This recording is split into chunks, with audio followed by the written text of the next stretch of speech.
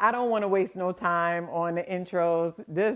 He's an intro in all of his own. Without further ado, I am going to bring on my baby, my friend, Christian Farelove. And I love his last name, Christian Farelove. Christian, hello, hello, hello. He is all the Hey, way from hey, hey, Hawaii. everybody. Look at you. How are you, Yes, friend? I'm fabulous. How are you, Auntie? I am doing absolutely great. Now, before we get into anything, and before you before you introduce yourself again, tell everybody what you calling me auntie means in our culture. What does that mean?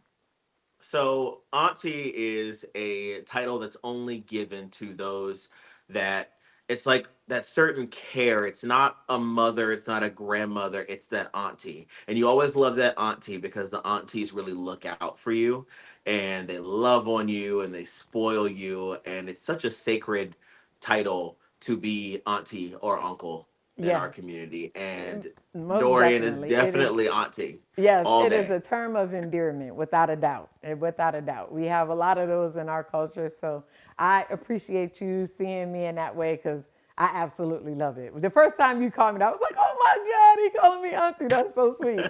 But I love it. So, Christian, tell them who you are and tell them where they can find you.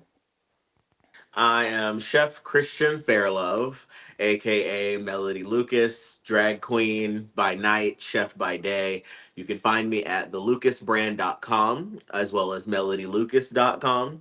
And there you'll find all the links to all of my social media. If you're ever in doubt, everything is the Lucas brand. Perfect, perfect, absolutely amazing. Now, earlier in the week, I believe it was last week, you and I had already had some really terrific discussion. We talked. We could have probably talked forever. Like, to be honest, we could have talked forever. But we talked about a lot of things. And um, number one, I did not realize until this week. I don't know why. I've seen it a million times, but I did not realize till this week your last name. I don't know why. And I think it's because I'm always on your Melanie Lucas page watching you, perform or whatever. But your last name speaks volumes to me. Fair love. Like, it just speaks volumes and it fits you Yes. absolutely perfectly. We're gonna just go ahead and get right into it and talk Well, about actually, talk. I Go ahead. I would love to tell you my last name wasn't always Fairlove. Okay. Last name was actually Smith. And my husband and I discussed the possibility of having children. And we said, our children should have the same last name. And we didn't have the same last name, and his last name was Kepperling. So I really didn't want to be Christian Kepperling, and he didn't want to be Michael Smith. So we said, why don't we just make up our own last name? So we actually took it to some of our friends and really just pondered on it and made the last name ourselves and then legally changed it. We also pulled the ancestry on it, and no one else has the name. But it means fair, like travel and love. You can't go anywhere without love. That is amazing. I didn't even know you could do that.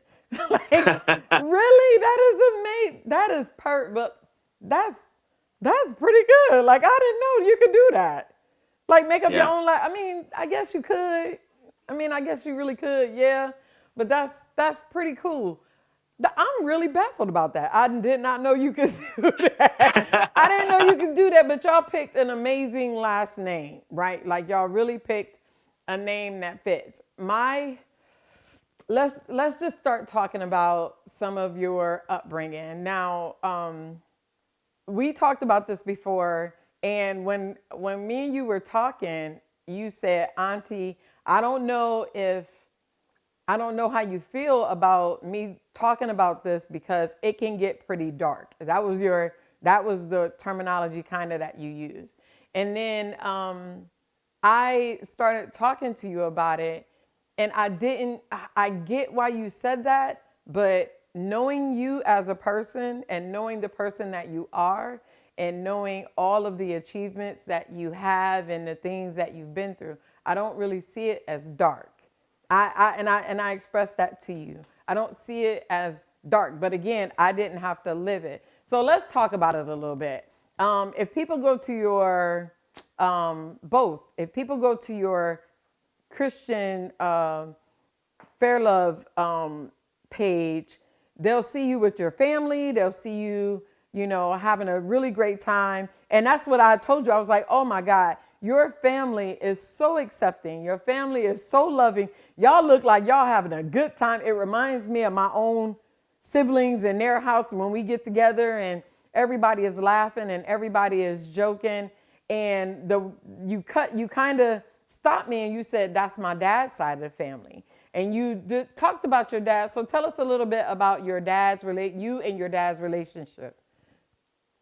So my dad, actually, it's funny because a lot of men or fathers or black men especially don't get the love and appreciation. And my dad is amazing. My dad is such a cool guy. He's a musician, and among other things, he lives in Florida. And I met my dad when I was 21.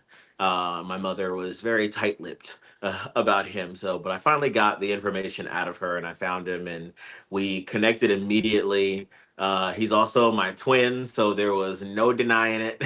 I look just like him, even now with having dreadlocks. I actually have one of his locks attached to my locks, which I'll talk about the meaning of that. But my dad's amazing, and my stepmom, my grandmother, aunties, uncles, huge family. Found out I had more siblings, but I knew right out of the gate, I was like, okay, I'm gay. I also do drag. I want to go ahead and put this out there now because if you're not okay with it, then I need to just go ahead and stay on my side of this world. But he embraced it all and loves it all. So I can't say enough good stuff about my dad. That's my pops. That's my friend.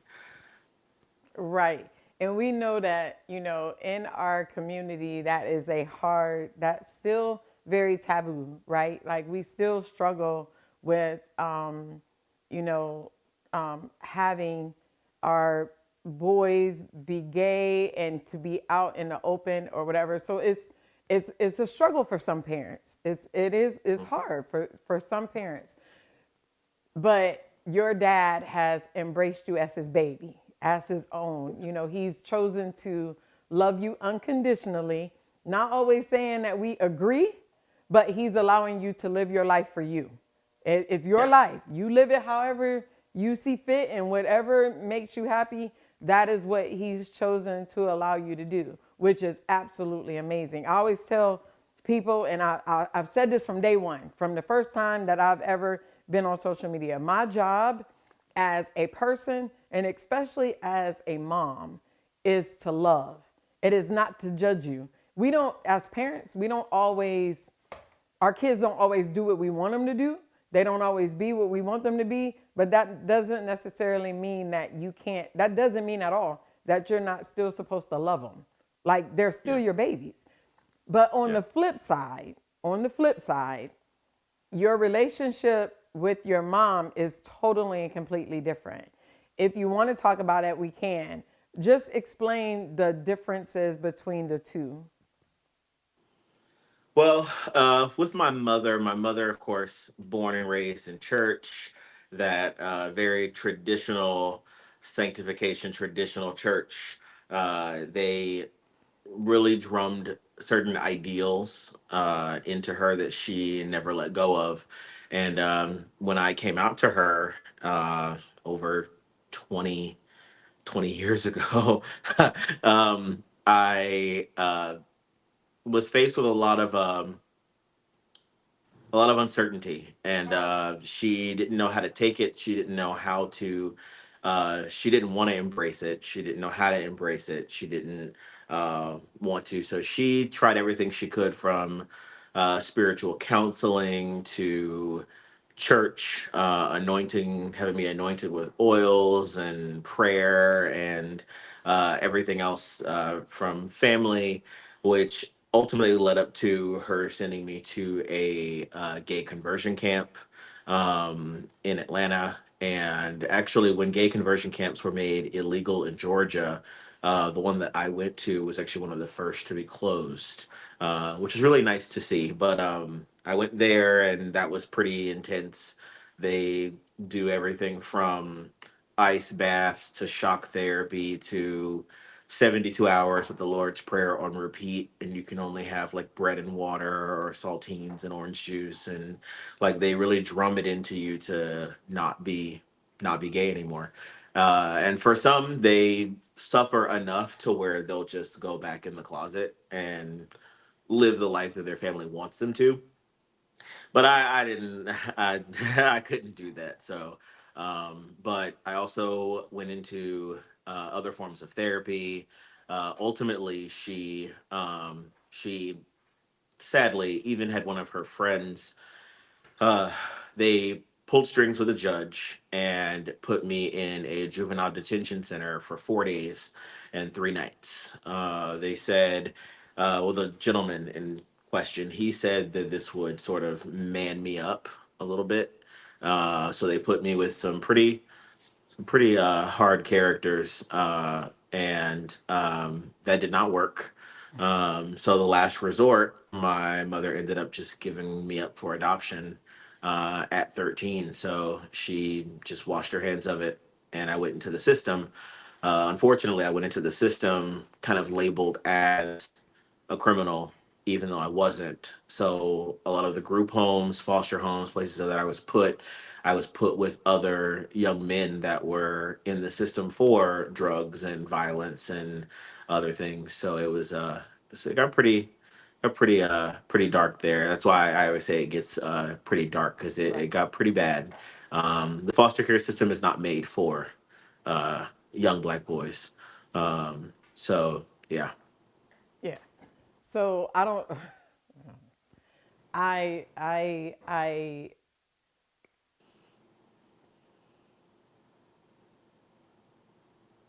I can't imagine. You know what I mean? I personally cannot imagine. I know that the older my boys get, it seems like the more attached to them I am, because our relationship, it's grown so much, and I can't imagine. um it's hard because I can't imagine letting my child go. I can't imagine that. And I can't, and I have to, at the same time, try to understand the struggle of your mom and um, her commitment to her her religion. You understand what I'm saying? As a Yeah. mom, right? When you tell me the story, I I just hear a mom who didn't know what to do, who was torn, but she picked a side, and that meant that I have to let this baby go. And you're 13, you're still a baby, right? How hard could that have been for her? But at the same time, how traumatizing that had to be for you. You know what I mean? And even now, I see you. I'm trying to hold back tears, and you got tears wiping off. I get that, and I thank you for being so open and honest. And this is why it is so important to have these types of conversations and to see people like you in a light of in being able to really understand what it's like in the world that you live in. And I'm saying that not that we live in two different worlds, but we kind of do a little bit, right? Like we do. And we can have these discussions, and it doesn't mean that, you know, I love you unconditionally. I love me and you talk a lot back and forth on social media, and I love you unconditionally. I be telling you, like, you gotta come and teach me how to do makeup. And you be like, Auntie, you don't want this kind of makeup. No, not this kind, but I mean, you know, a good contour. I gotta give you that. So I can't imagine how torn she was. But again, it was traumatizing to you. But when we look at the big picture, and I always take my life as an example, nobody's life is beautiful, right? We all have dark days, but those dark days definitely shape us into the people that we are. And we talked about it. You are so loving and you are so caring and you are vibrant in so many ways. You're very creative. You have been able to take those dark days and turn them into beautiful art, even if that means transforming yourself into an art piece, right? Like some of your costumes, or I don't know, can I call them costumes? I don't want to Yeah. be No, yeah, disrespectful. they're costumes. Okay, some of your costumes are like, oh my, oh my God. I've shown your pictures to people and they're like, what? I'm like, beauty, absolutely gorgeous in so many ways. So tell me how you use that that negative energy, because you still have a loving family, right? Like you have an amazing husband who is in the service and you live in Hawaii. Like, come on. You have a beautiful garden, you have amazing friends. How do you take the negative part? Because I know that for me, when I'm in a really low place is when I'm the most creative. Like that's where you pull out the most. So what do you do with those thoughts that may come back? Because, sometimes when we have childhood trauma, we grieve that child, right? Like we still grieve some of the things that happened to our little person, right? The little person that we was. How do you take that energy and turn it into such beautiful art? Well, for me, I've always been a fan of going against the grain, and with Black culture, we don't really tend to. We're known not to deal with certain things and not to address certain things, and that's just a part of our culture. It's unfortunate, but it is a part of our culture that a lot of things don't get dealt with. A lot of things get buried. But I'm the opposite. I try to make sure all of it comes up to the top, to the surface, and stays there until it gets dealt with. But for me, I have found using my hurt and trauma and things that I've been through, those are my fuel source for what I do.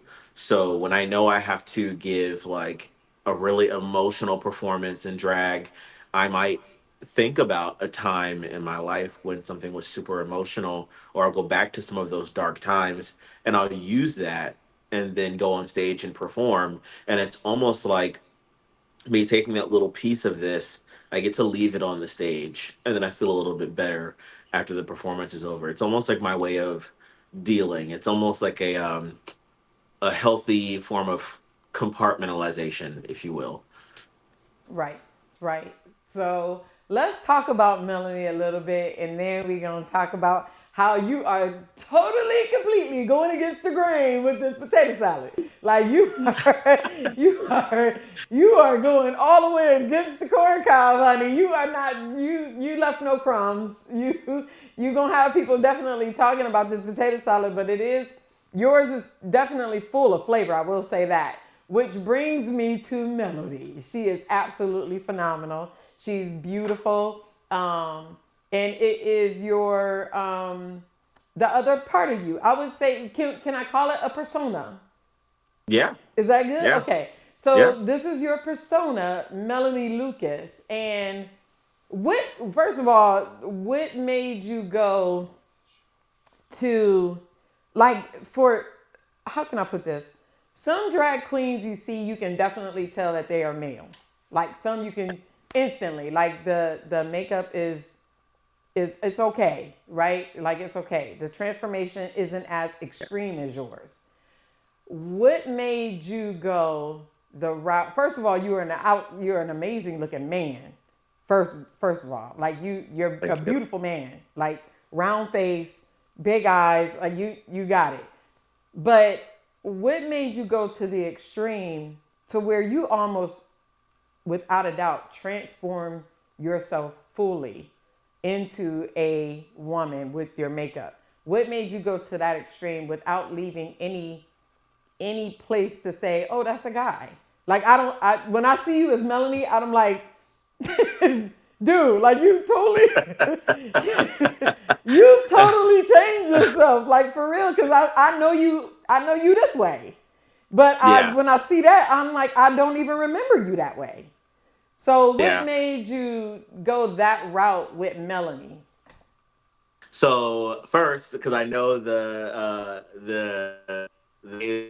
who will watch this, so it's Melody. Melody, sorry, A Melody, lot of people end up saying some people say Melanie, but it's Melody like a song. Melody. But Okay, or actually, yeah. so my theme song is actually Natalie Cole, Mr. Melody.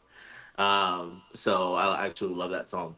But for me, I actually was introduced to drag by trans women. So the almost I was almost taught how to sort of transition without surgery or hormones, if you will.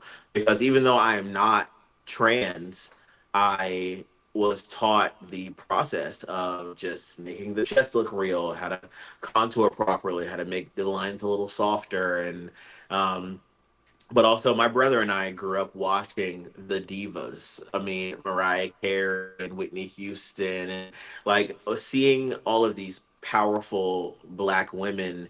Those were always my go-tos. And two of my favorite black women in existence are Phyllis Hyman and Mariah Carey, and that's sort of who I based Melody off of. So if you take like a little bit of Mariah, a little bit of Phyllis Hyman, and throw in just a little sprinkle of Lil Kim. You've got Melody Lucas. But I actually with the name also I chose Melody because when you're humming a song, you're humming the melody, and the melody is what gets stuck in your head. I want to be remembered. I want to be stuck in your head. I want to be on the mind. And then Lucas is actually Latin for bringer of light. And I always, on the, I guess, philosophical side, I always want to be a bringer of light and to exhibit that. But then also on the drag side of it, my costumes are always really shiny and bright. So they kind of create their own light. So there's a literal sense and a figurative sense in the name Melody Lucas. Um, but yeah, now this month makes 15 years that I've been performing. Wow, that is absolutely amazing. Well, I think at, you beautiful when you are in your full garb, and I mean, you got the contouring down to a down to a science. And how long does it take you to transform from Christian to Melody? It used to take me 3 hours when I first started, but now I can do my entire face in like 30 minutes, and Wow. and then get dressed in about 10 to 20 minutes. So it's under an hour to get completely ready from start to finish. Sometimes I will take my time and I'll sit and have a drink in my drag studio and I'll just take my time and paint my face, but it still won't even take me but maybe 45 minutes if I sit and take my time.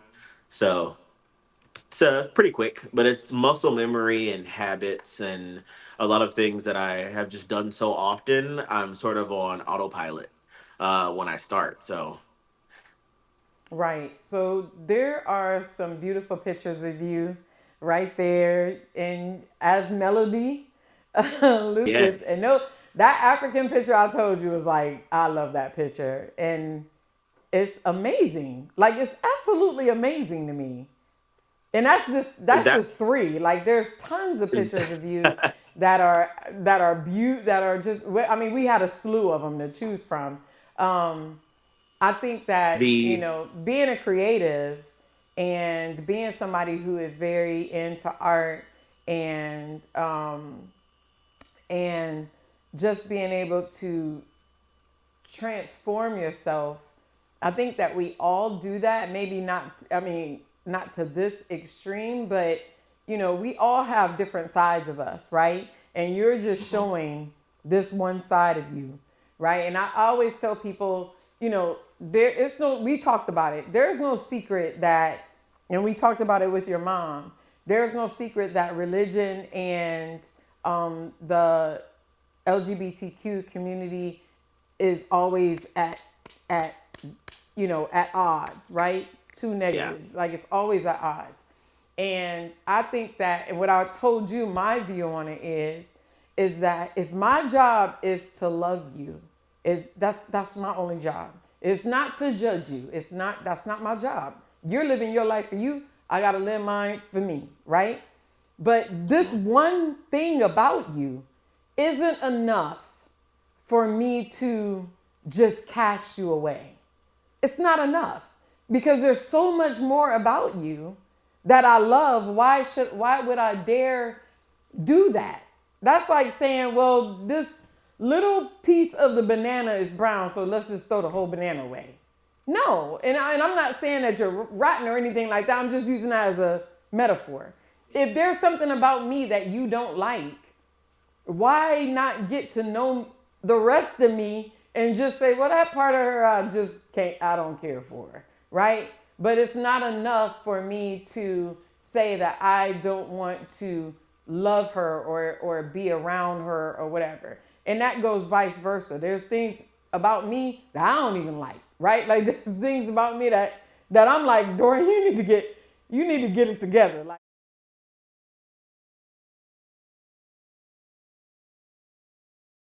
hey, everybody, it's me, Chef Dorian, and we are back with Chef Christian today. And as you can see, I have switched up my clothes here, and that's because we took a little bit of a break. It was the first part of the interview was extremely emotional for me, for Christian, even for Charles being production. It was just a lot. So we figured we would take a bit of a break. And then we are coming back, still making our potato salad. We just gave ourselves a little bit of time and just to kind of to get our thoughts together and to get our emotions together. So we are back with Chef Christian, and thank you so much for this. Is like one of my best interviews that I have absolutely look. I had expectations. I had great expectations talking about your life because I knew little bits and pieces of it from us talking, but never in a million years that I think that it was it was all of this. Like I would have never thought that the interview would go this long, 30 minutes, and now we're into a series of days. And I just really want to make sure that your story is told and told in such a way that is not only respectful but is absolutely beautiful. It's a beautiful story. It really is a beautiful story. I know there's a lot of hardship, but I look at you now and you're absolutely amazing. You know what I'm saying? So we left off with you were 13 and your mom had signed over her rights. Now, I want to move into the food portion of your life. How did you find out that cooking was something that you wanted to pursue? How did you find that out? Well, when I was in foster care, a lot of the foster care homes, they tend to not really care about the young black boys. So I was put into the homes with a lot of the young men who were involved with gangs and drugs and violence and things like that. So there was really no. I came out to my mother and she gave me up foster care system. So I kind of got tossed in with all of the other young black men who were put sometimes 10, 12, 15 to one home. And you were kind of left to kind of fend for yourself and kind of left to your own devices. And I'll never forget first time I actually cooked Miss M. She rest in peace. She was one of my foster mothers who would just slide us a little cash, say, "Get out of my face, don't get in trouble, and stay out of my kitchen, stay out of my room." So those were her rules. It was pretty easy. But one day I decided to go in the kitchen and I just started grabbing stuff and I was really hungry. So I just started mixing stuff together that really didn't go together. I didn't know what I was doing. And when she got home, she saw me in the kitchen and I don't know to this day what she hit me with, but it was really hard. And she got really upset, put me in my room. And in this group home, the rooms had padlocks on the outside of the door. So she would lock the door once you were in there for the night. And if, like, in the middle of the night, you have to go to the restroom or something, you get to knock on the wall. She'll disable the alarm, come, let you use the restroom. She'll wait right there at the door, let you back in, lock the door, return on the alarm. Motion detectors in the house, all that stuff. It's more, I guess I understood it from a safety standpoint, I guess because there was a lot of violence between the boys. And she's just a small woman.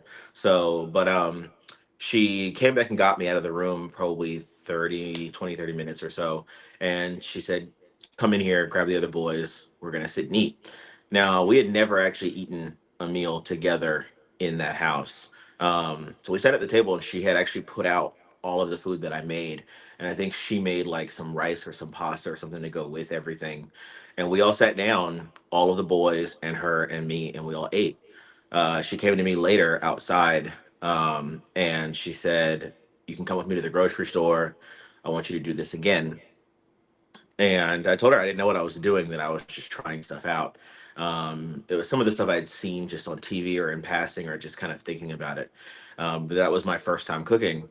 But that also gave me sort of a blanket of protection because after that, the boys kind of had a hands off. It was more of a literal "don't bite the hand that feeds you."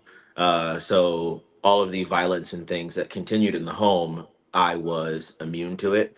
No one would touch me because I was sort of the cook of the house. So when I tell people food saved my life, it's more literal, because that was my first experience with cooking, and it it stays with me. So Right. Wow. Like Christian, this I told you earlier today, like this could be a movie.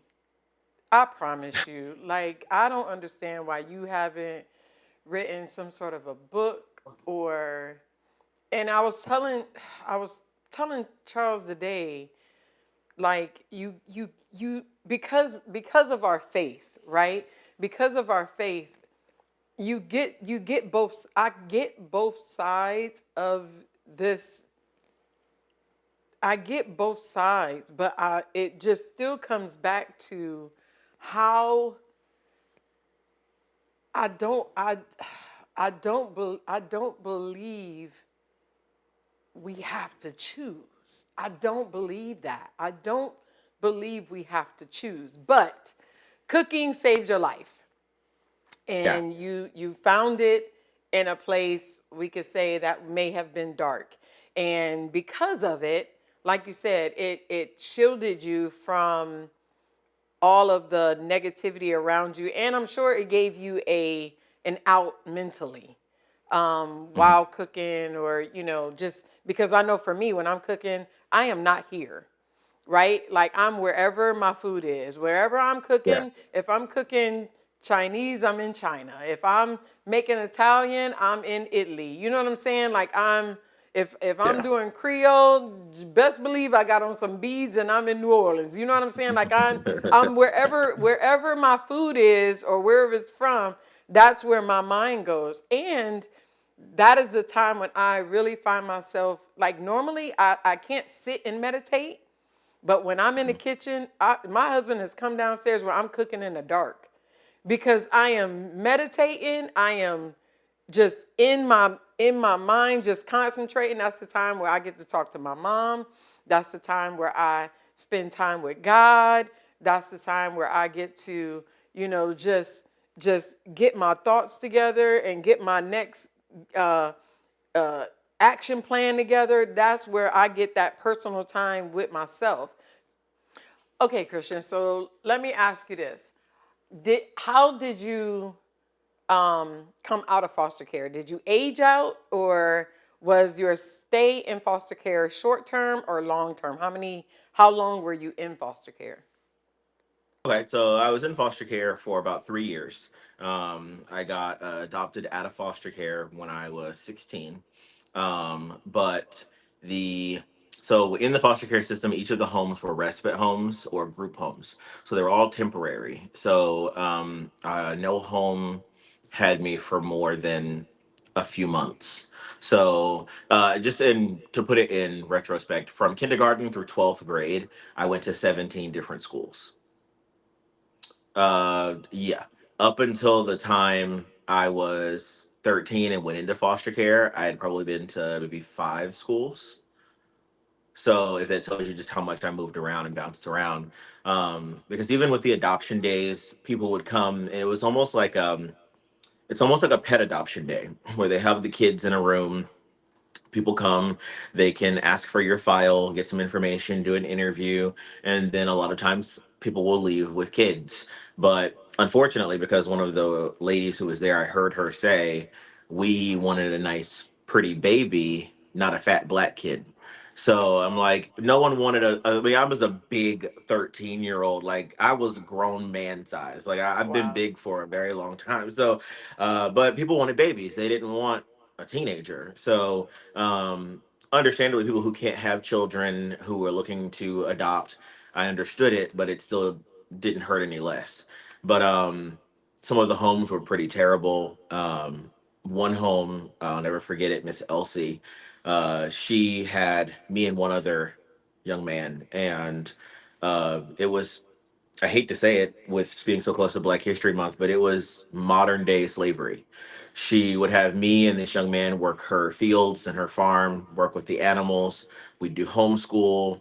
All of their food at the end of their dinner, they would scrape onto plates, and me and him would share it. We weren't allowed in the kitchen, weren't allowed in the main house. Our bedroom was in the attic that was unfinished. There was a fan in each room, but it was like insulation, like a regular attic, with a cot on the floor. Doors were locked. It was very much like you were a prisoner, and you only came out the day time outside was to work in her farm and field. So it was pretty tight. This was in very rural Georgia. So, but some homes were actually pretty nice. Some were older women, so they were more like grandmothers. But once again, they were temporary. But then when I was 16, my uncle and my aunt, my mother's sister, adopted me out of foster care. And then that's how I got moved to South Carolina. But unfortunately, my we don't talk about this stuff because like in the black family it's you they don't be telling people our business, like this is our business, but it's that's how we end up not healing. But my aunt and my uncle were more motivated to prove that they were better parents than my mother, as opposed to actually wanting me, because that was our entire life. When we would spend holidays with them, Christmas with them, summers with them, they would show us, you don't have to eat microwave lasagna, we're going to make it from scratch, or your mother can't afford this, so we're going to do this for you. And it was almost like we're better than your mother. It was always the mentality they had against our mother. And even though my mother did all of those things to me, I still almost wanted to defend her. Like, my mother was a teacher, like she didn't have that kind of income, she couldn't do, and to be a single mother of two boys in Atlanta, like that's rough on a teacher's salary. So um, they didn't realize that, but they had money, so but they adopted me, and I moved to South Carolina. But I only lived with them for about 2 years. Because then I was just shy of turning 18. They also found out that I was gay, and they had similar reaction to my mother. So I was back out on the street again. So my aunt, because of her church and other things, she didn't come out and say it out loud, but I knew the reasoning. But my stuff was outside um, one day, and I grabbed what I could, went to one of my friends' houses for a few hours, and then I was homeless from that point until I got my first apartment at 20, about 20. I was almost 21. So I would couch surf. I would work multiple jobs so that way I could just work instead of having to go to the shelters. Because even though the women and children shelters would let me in on certain days, they were like, "You're 17 and you're big." I was like, "You can't be here with the women and children." So I had to go to the men's shelter, which was pretty much just like prison. It's violence, drugs, all kinds of crazy stuff. So Right. I made it my mission to try to work so then I could work an overnight shift and just take a nap like on my lunch break and stuff like that. That's why that movie with Will Smith, Pursuit of Happiness, that movie, I had to leave the theater because of that scene where he locked himself in the bathroom to sleep. Because there were so many nights I'd go to the mall in Charleston, and I would go to the family restroom at the end of the night, and I would lock the door and just sleep in there. And then they wouldn't find me. And the mall doors were never really closed because some of the older people would walk the mall early in the Yeah. morning, the mall walkers. So but and then I made friends with the janitorial staff. So some of them would say, "Hey, if you clean the bathroom, we won't say anything." So things like that. But I kept doing what I could, and I was still in high school at this point. I still hadn't graduated yet. So between school, work, trying to find a place to lay my head, it was pretty rough. And I still hadn't met my dad at this point yet. So I didn't even know my dad until I was almost 22.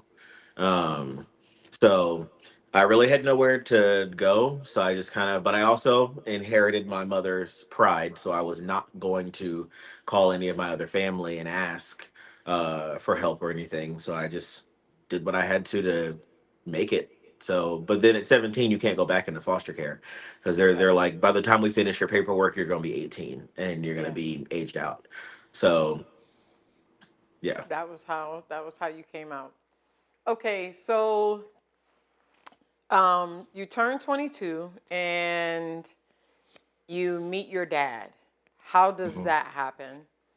Because So I that bet. because let me just say, because I feel like that had to be that, from what I see now, that had to have been like almost like a culture shock with seeing how you are so embraced, from what I see on social media. That had to have been hard for you to even, was it hard for you to receive that love? Or, how did that transpire, you meeting them, and what was it like, um, once you began to get to know your dad? So I'll never forget. I was in my apartment, one of my first apartments that I got on my own, and I was badgering my mother. I was calling her, and I kept asking her for information on my dad. And I told her, I was like, you know what? Just like give me his name, give me his info. I want to get in touch with him. And she just wouldn't give it to me over the years. I kept asking for it. Finally, I broke her down and got some info. She disguised her not wanting to tell me as a, he's not going to love you, he doesn't want you, if he wanted you he would have been here, this and that and the other, why invite heartache and all that stuff. So I was like, I'd rather know than not know. I'd rather him tell me I don't want you, I don't claim you, so then I can already just scratch that off and not wonder about it anymore. Right. So she gave me his name and his info, and I went to I went to askjeeves.com and I typed in his info in like the form of questions and like found I found this picture. It was this old like sepia tone photo of this dude with this like beret on, and it was a musician photo, and I was like, that's not him. I don't, because I don't know what he looks like. I have Right. no idea what this man looks like. So so then I went to MySpace, because on that article it listed his kids and some other people. So I started searching people, found some siblings, found some aunties, then messaged one of the aunties, and she called me within like the hour Wow. of messaging her. And I just flat out, I was like, "Hey, if this is not him, I'm sorry for taking up your time. I told her what I knew, told her some info, but she was one of those aunties who feeds on some drama. So she immediately hung up with me, called him, told him there's some man out here saying he's your son. And so but then he called me and then he pretty much confirmed everything. And it was actually kind of scary because when he first answered the phone, I sounded like I was talking to myself. It Really? was very. Oh, We have the same speaking voice, the same laugh, and we look the same too. Like there's no denying it whatsoever. wow. But so then he called me, and then before that conversation was over, I had a plane ticket to come and see him in Florida. And first time seeing his face, I just got the biggest embrace, the biggest hug, and I had no issues accepting it whatsoever. I wasn't hesitant about accepting it.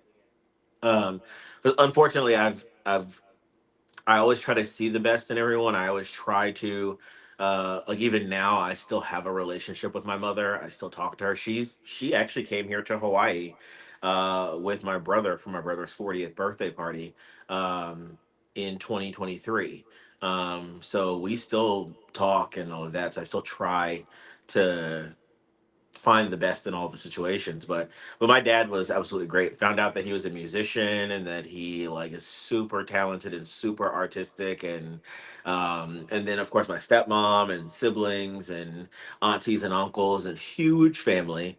And my grams, who is she is a joy to be around. And yeah, it's a whole separate family. Okay, so now you have your dad back and back in your life. How did your mom receive that?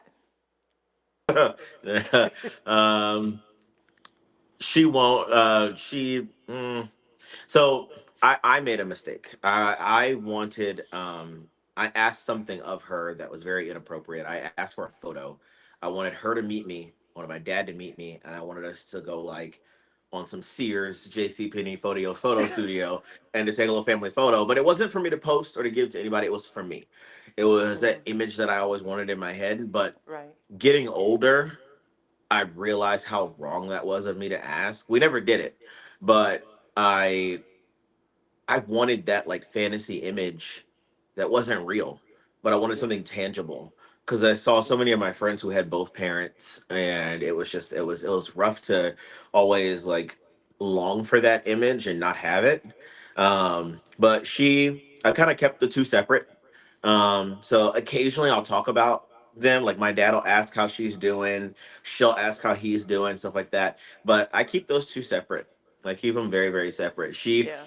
She feels some type of way that I'm kind of over there having fun and being happy and doing stuff, but she'll make her little remarks. But it's not really. I just keep it separate. Right, right. Which is probably best. It's best Yeah. for probably all parties.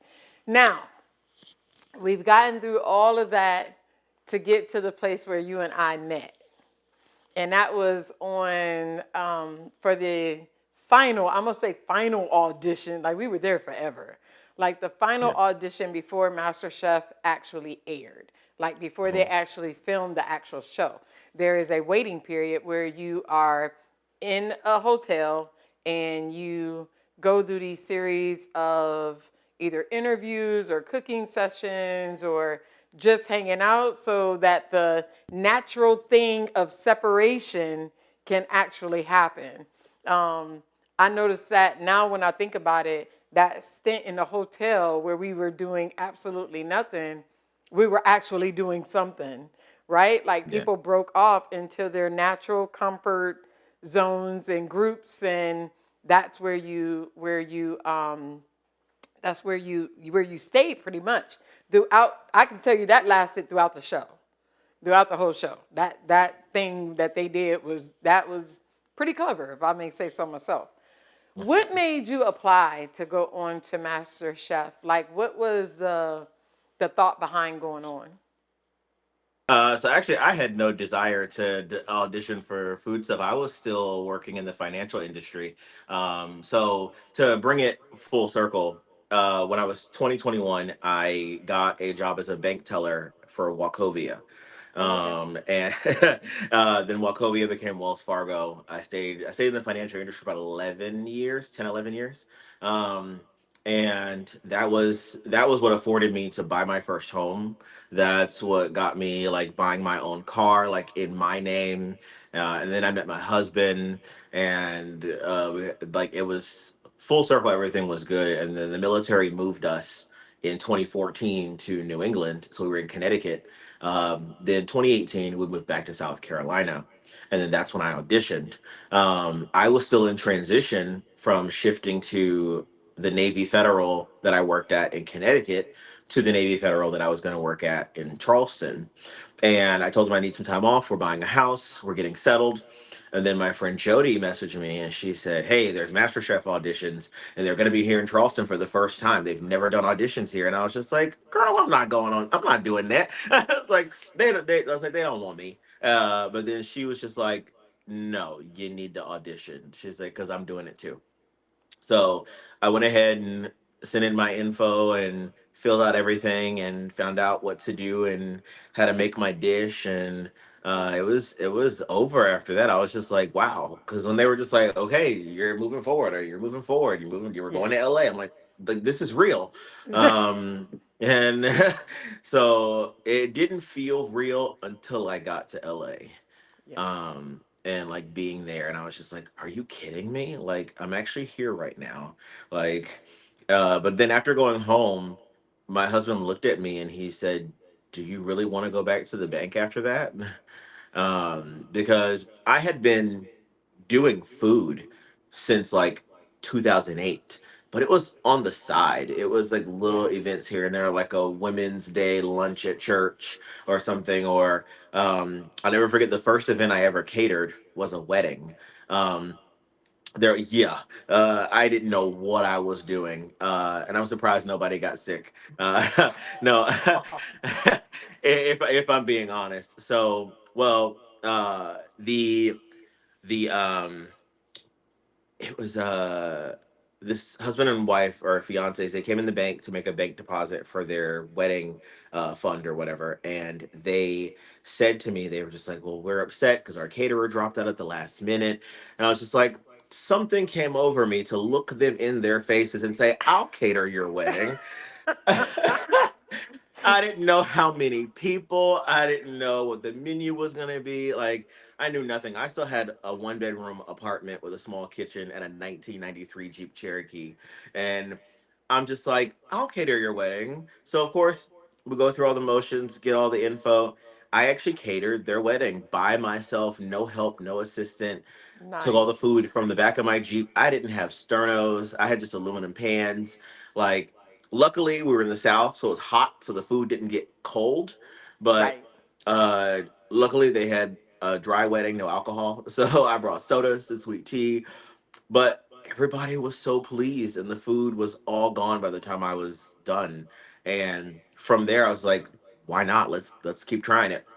But I was still working at the bank, so I never thought I'd do this full time. But then my husband was like, "Don't go back to the bank. Study a little bit," because I've never gone to culinary school. So I went to the culinary school to take a sanitation course, because up to that point I didn't know the proper techniques of temperatures and sanitizing Hmm. things and all that stuff. And then made really good friends with an amazing black male chef who I still consider one of my best mentors to date, Chef Kevin Mitchell. He is absolutely amazing.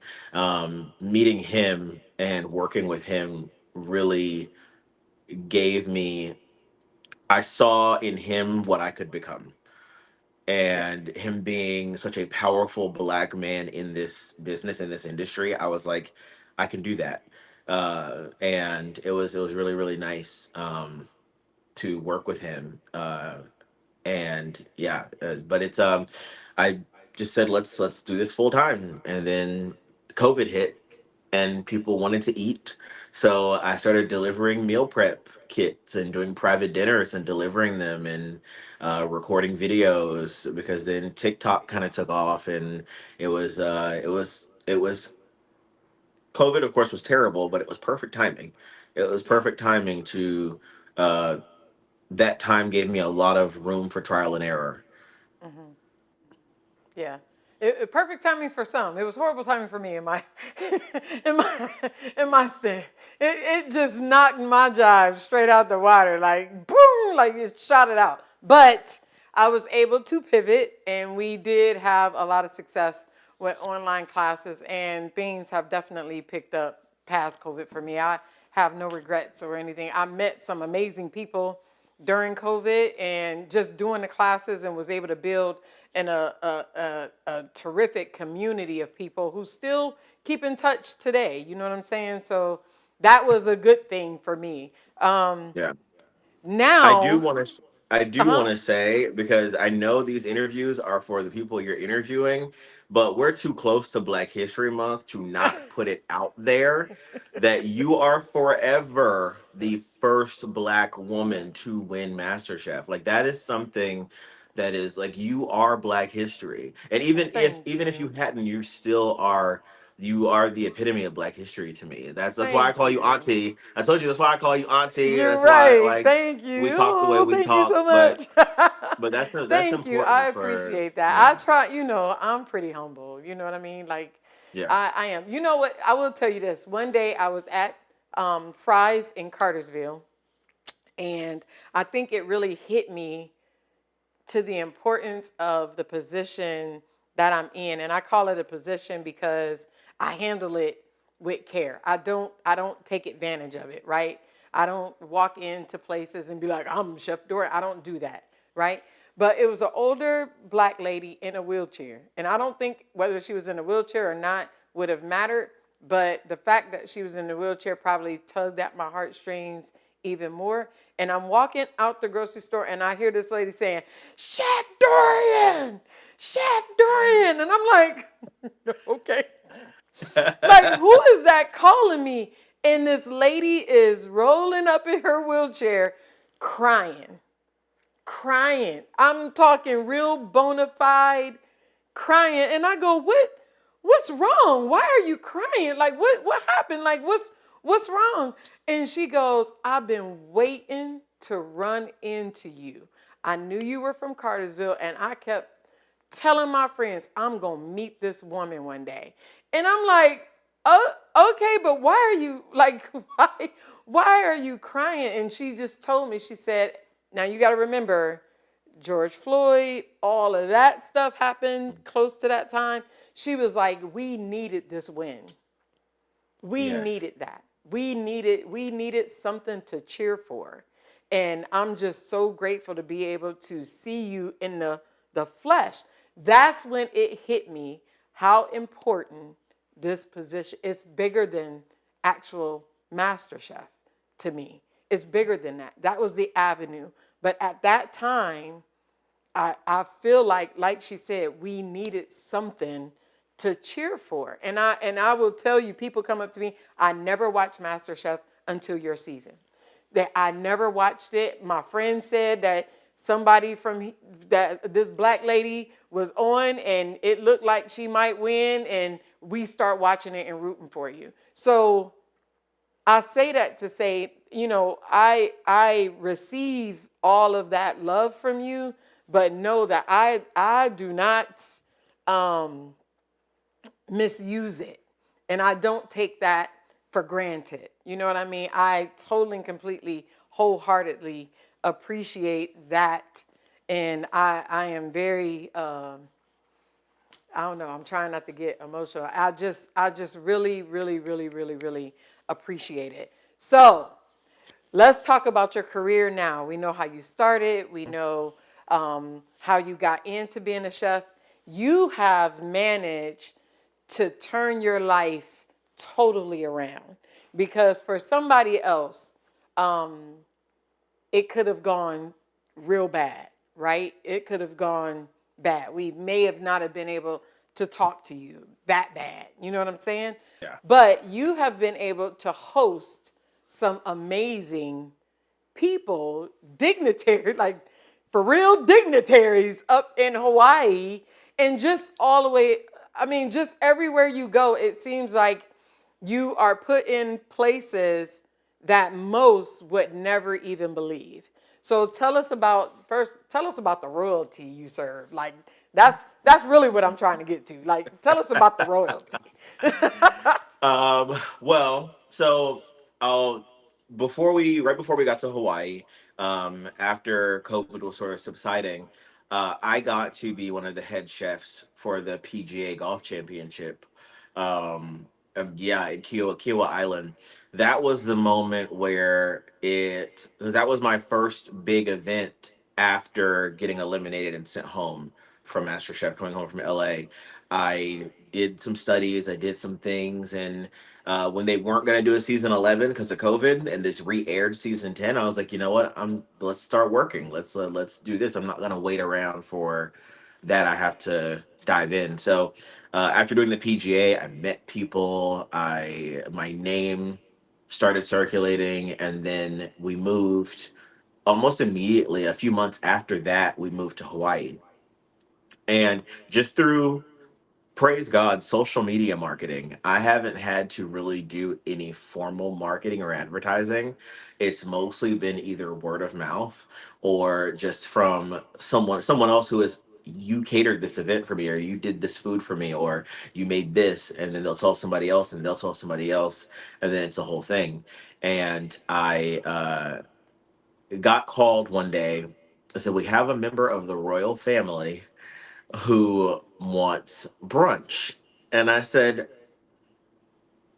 what royal family are you guys talking about? So, but once they told me, so I had to, unfortunately, I did have to sign non disclosures. So I can't Hmm. say who for their safety. But this person was absolutely amazing. And I made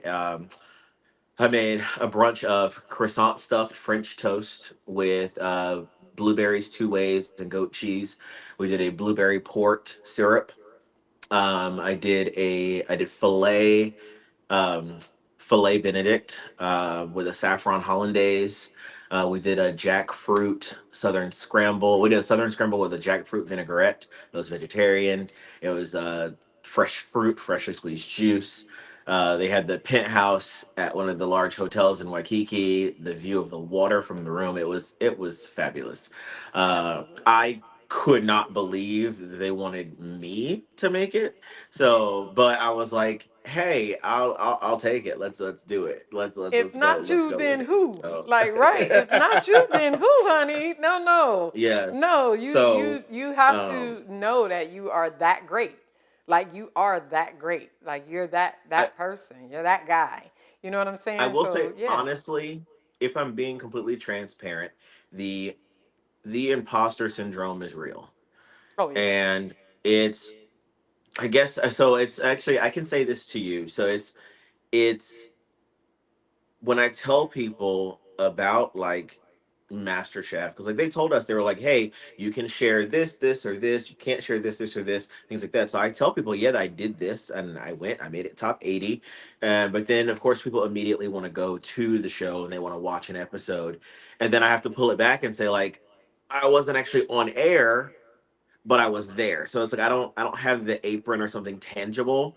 So it's almost like my talent has to speak for itself. I have to show them like, hey, this is what I can do, and I don't have to use this, but I almost wish like I had that little piece that I could take. So it got to me and it really damaged, like I had to I'll say one of the other young ladies who was there with us, Rashonda, she was my rock. She Yeah.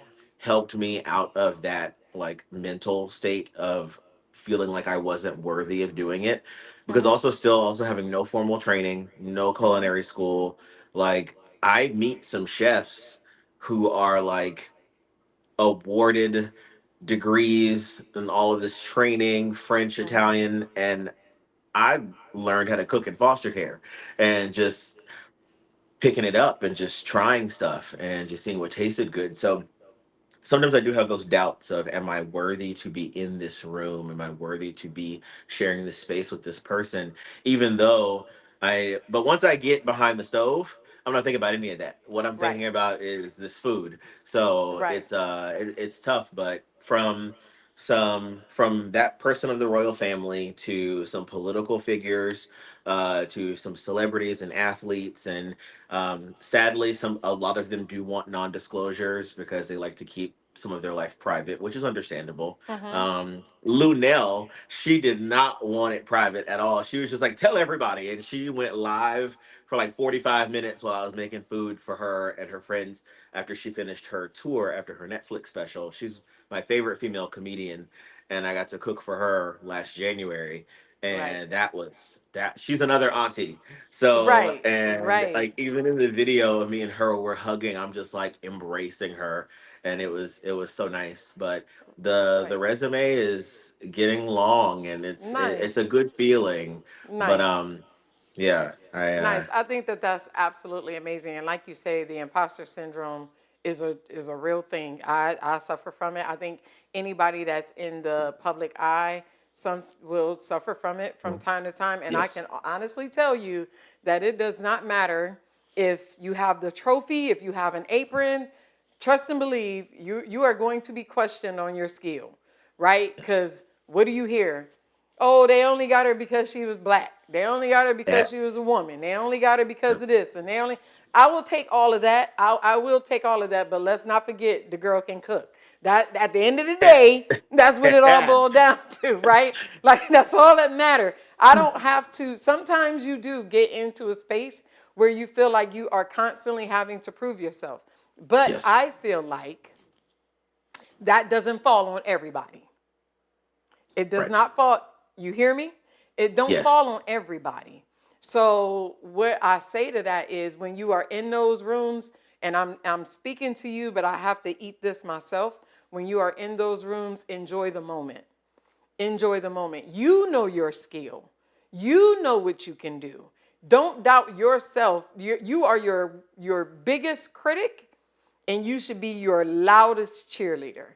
So you enjoy those spaces and never doubt your skill. You know what you can do.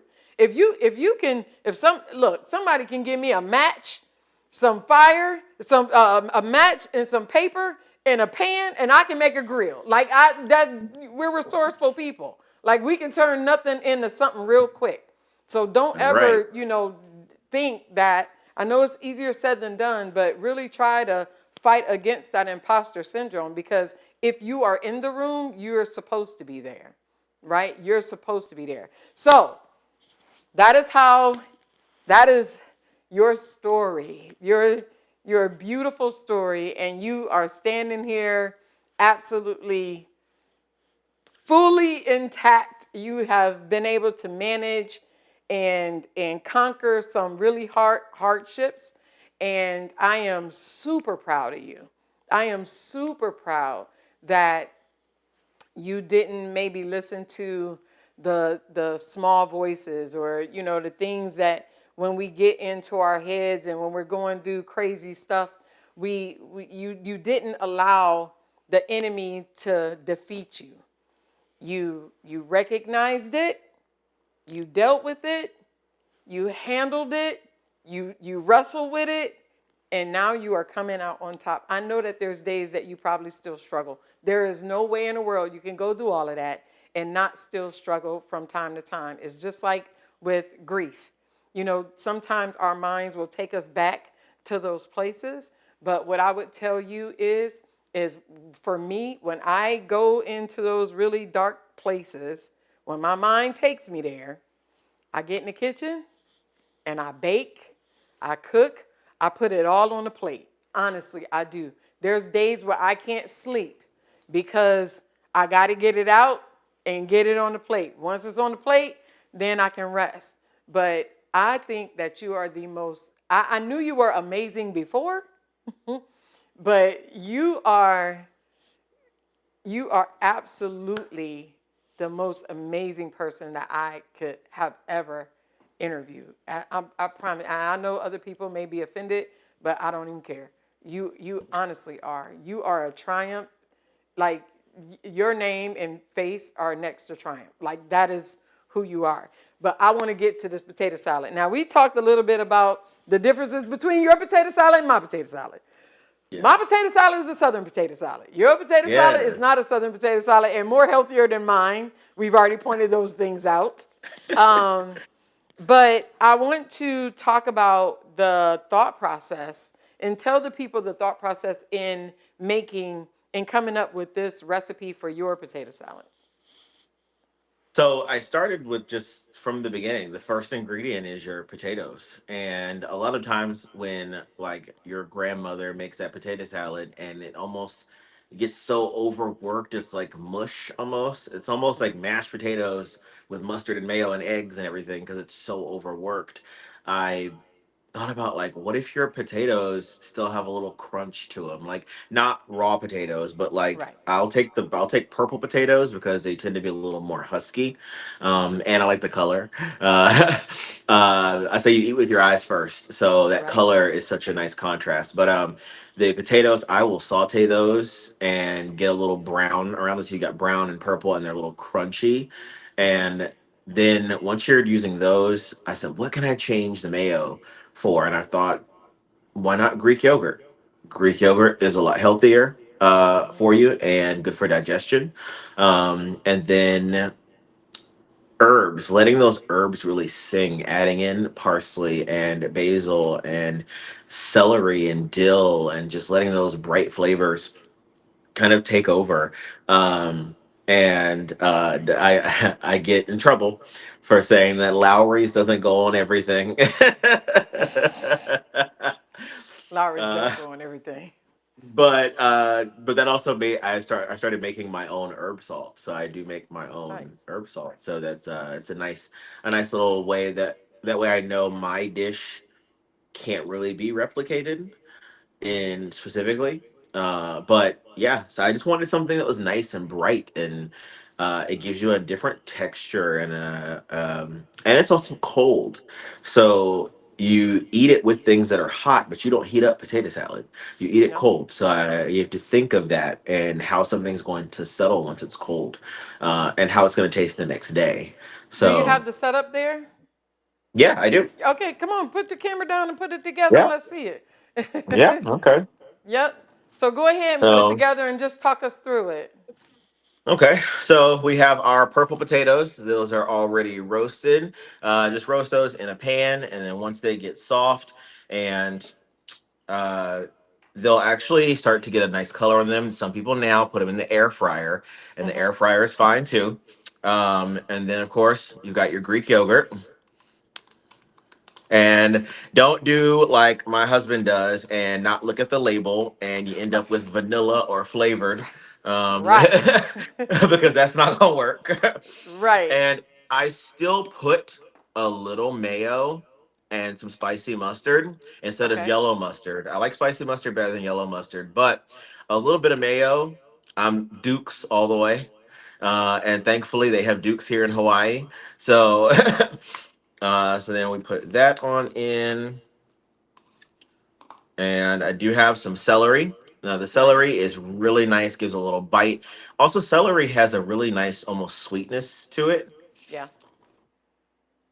So, and then I do just a little. Everybody always says it different, but I say war choo choo sauce, and some lemon juice, Nice. and that's probably half of a lemon Okay. worth of juice. I do like a little kick, so I add in red peppers and red pepper flakes or cayenne. I prefer it to be spicy, but not everybody likes the spice. Now Okay. I do have my own garden, so in my garden I grow my own herbs. So I do have fresh basil from the garden that I picked today, and some fresh parsley also from the garden that I picked today also. And both of those are gonna go in.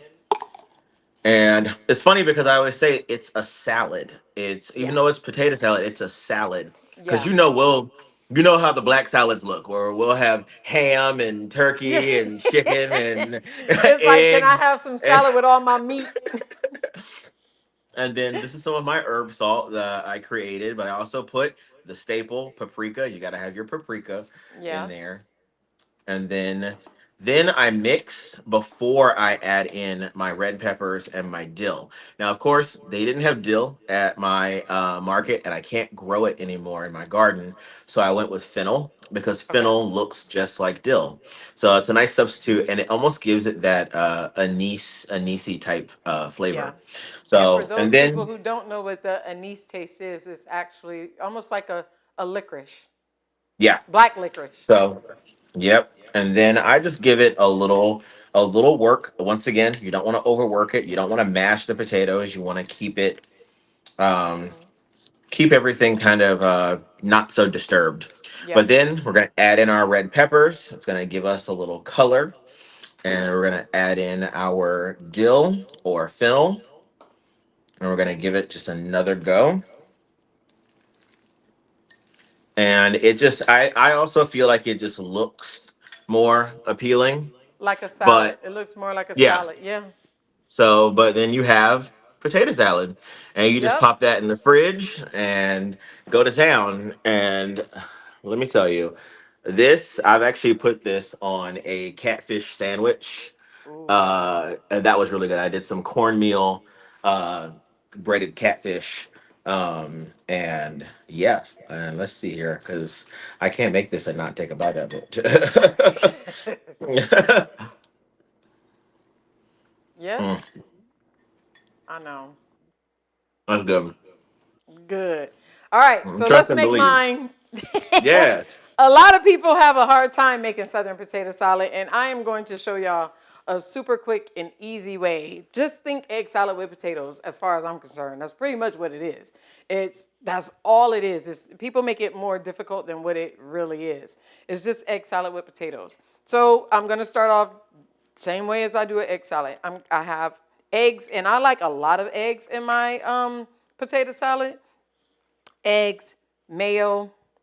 I'm not going to tell you. Look, no, I am going to tell you. I grew up on Miracle Whip. I am not a Duke's Okay. person. Don't come for me. Don't Okay. come for No, me. that's okay.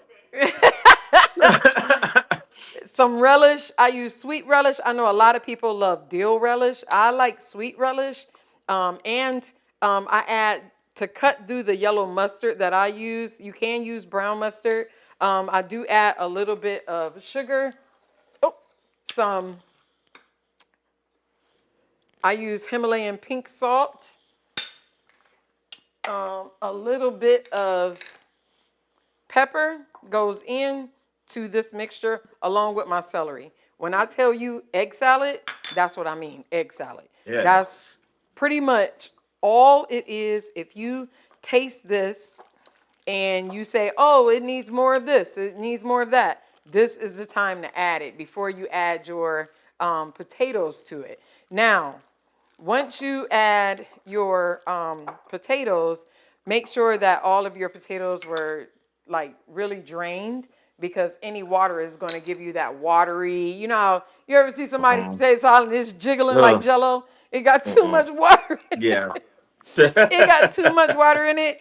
And this keeps you, if you make it this way, this keeps you from overworking your potatoes and having that mashed potato type deal. So then you take your potatoes, and I don't know about you, but you know well, my grandma Hunter had them big arms. You know what Hmm. I'm talking about? That grandma Yes. with the big arms that be in the kitchen. Yeah, that big forearm. She used to do her potato salad with her hand, and I would just be like, I don't know, but I'm using a spatula. Back in, if you got them grandmas, they potato salad is always good. But you see, my potatoes are very done, but I'm not overworking them. And you have to also make sure that your potatoes are properly cooled. You don't want them to be hot, right? Because when they're real hot, then they tend to break up into pieces. So that's it, y'all. Simple, quick, easy. You got two forms of potato salad you can make. You can make the traditional southern potato salad. And another thing, for this potato salad, you can also add pimentos. You can add Ooh. cayenne. You can add, I know people, now look, don't get crazy. Don't go crazy. But I've known people to add Yeah, don't add raisins. They added. Charles said, "Don't add raisins." They I was about to say, don't you dare say Right, don't you raisins. do that. But I've known people to add like the little popcorn shrimp and maybe some crab meat, just to give it a different taste or whatever. But it's totally up to you. If you do that, do not take it around nobody that is uh 65 and above, because you're gonna get talked out and you'll never be able to make potato salad again. Christian, hold it up. Oh, mine is all washed out. Yes. Mine. Bring it down. Up and turn it this way. 4. Oh, yeah, it's still washed out. Oh, there we go. There we go. Nice. Yep. Yours really looks good. That looks really good. I love it. It's So Christian. Now I did just see this video yesterday because I thought about this. 'Cause I knew we were doing this today. I saw a video on TikTok of this woman who made potato salad, and then she did a top layer of deviled eggs on top of the potato salad. Honey, Oh, like even though this? it's the same ingredients, yeah, she did potato salad like that, and then she put deviled eggs on top. When everybody come and get a scoop, you scoop a deviled egg and your potato salad. Oh my god! Like, I was like, I'm Oh, gonna try that that. is fat back I'm gonna material. try that. Yes, yes, it That is. is. It's- Your back is fat. Cause ain't nobody gonna pick up no one double egg. Nope. What? They are not going for one deviled egg, man. But anyway, Christian, let me tell you, this has been a pleasure for me. It's been a pleasure, and I hope that this opens up the conversation to have within families, to have these conversations on, these two different worlds that we tend to we fight against each other as far as religion and the LGBTQ community. I just hope that people understand that there is, we hear the religious side so much, and we never, I personally have never got to really sit down with somebody and talk about, some of the trials that people who are in the LGBTQ community go through, and that coming out stage, and having to learn how to deal with the repercussions of doing that, especially in our community, right? Like Oh it's yeah. it's still taboo, right? We still have a really hard time with dealing with that. But I said it in the first half of our interview, and I will continue to say it to any and everybody out there. Look, your job is to love. Period. Point blank. Your job is only to love. That is not saying that you agree or that you disagree. And if you disagree, your job is still to love unconditionally. Look, God said 144,000. That means that everybody who is living super holy and you act like you do no wrong, 9 times out of 10, you probably ain't gonna make it either. I'm just being honest. And that includes me too.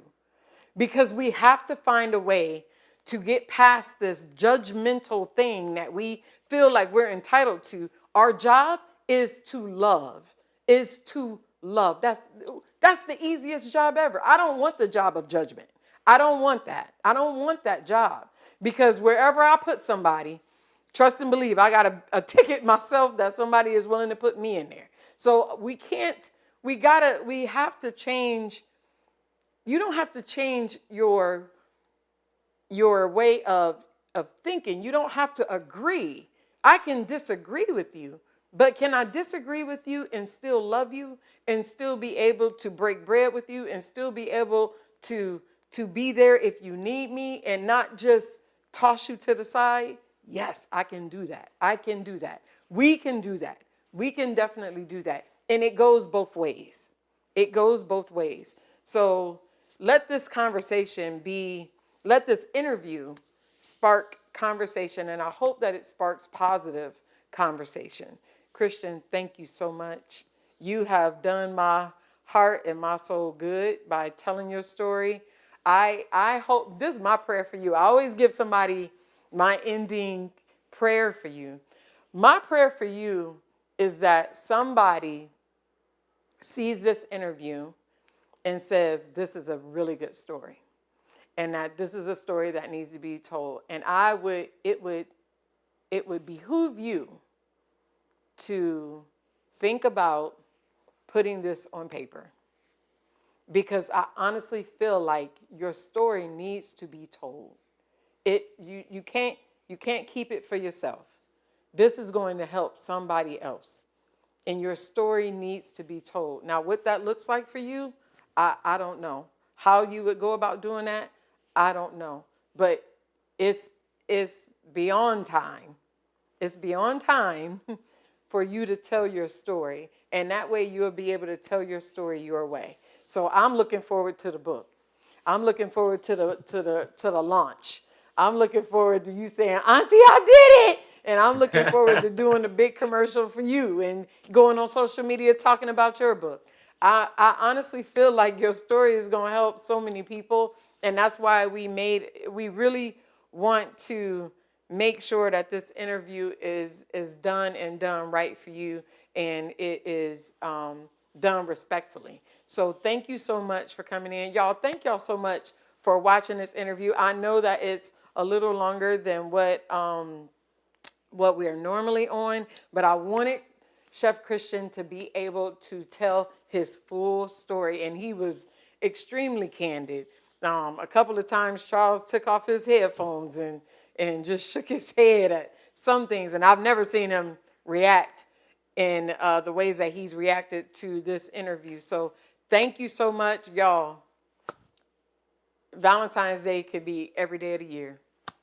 Every day of the year. Our job is to go around with hearts on our foreheads and cupids everywhere around us. Our godly love is shown to everybody. To everybody.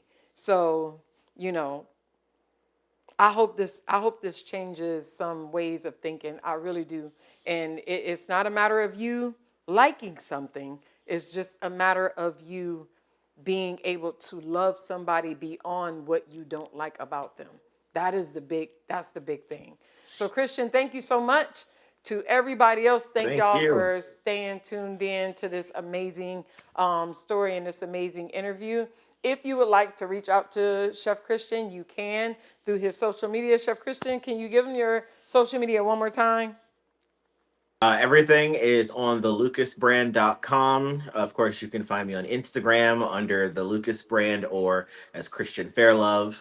But everything I have from TikTok, Instagram, Facebook, thelucasbrand.com is the easiest way to find your link to everything. Okay, perfect. All right, y'all. We're going to 2 bottles of olive. Oh, the question. Oh, I almost forgot. I forgot to almost do the questions, y'all. Okay. So let me think. Oh, this might be kind of hard, but we're going to do it anyway. So for the 2 bottles of Garcia de la Cruz olive oil, we're giving away 2 for this episode of I'm Having a Party, so what do you bring in? Because we did 2 different shows. The first question is, where did Chef Christian get the basil and parsley that he used in his potato salad? And my next question is, at what age did Chef Christian start his cooking? No, at what age did Chef Christian start cooking? At what age did Chef Christian start cooking? All right, y'all. 2 bottles. If you answer those questions, you will be put into a drawing to win a bottle of Garcia de la Cruz, and we'll be choosing 2 people. Look, for more of these amazing interviews, and y'all, we knocking them out. We got them. We got some in the hole. We doing good over here. Please, please, please like and share all of these videos and all of these interviews, and most definitely hit that notification so that when the videos go up, you will be notified about them and you won't miss out on anything. Chef Christian, thank you so much. Thank you guys so much. We're going to go ahead and pray it out. What I say to one, I say to all. Watch and pray. Live holy every day. In Jesus' name, amen. Amen. Amen.